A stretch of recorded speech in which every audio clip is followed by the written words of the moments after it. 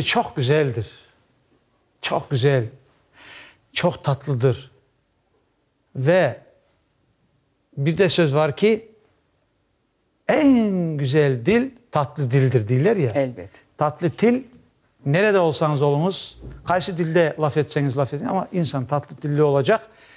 Ona göre de içki dünyası da ona göre olacak. Ablam buyurunuz. Bir şey diyecektiniz galiba. Ben diyecektim. Şimdi ama tarihi hiç geçeni, geleni, olacağı hiç unutmamak gerek. Niyet tarafını aramak gerek.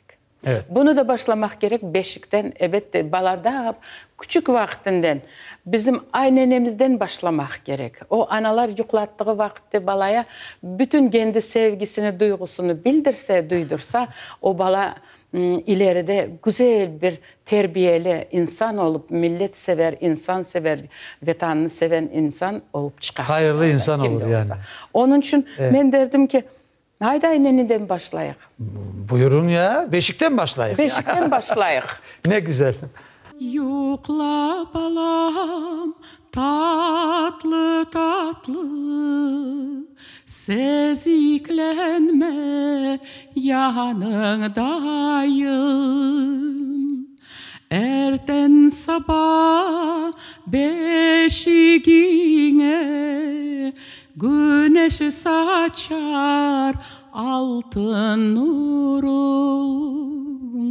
Eşitirsin ayya, budur yıldız, budur dağlar, budur kuşlar ayneni çalar. Ayya,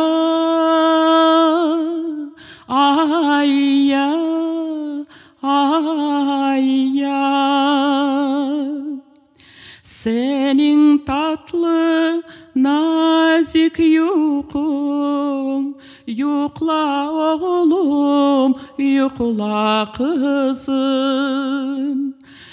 Aziz vatan kor çalasın, senin tatlı yüzünü balam. Ay ya balam, ay ya, yukla balam, yukla kızım, yukla oğlum, ayneni olsun.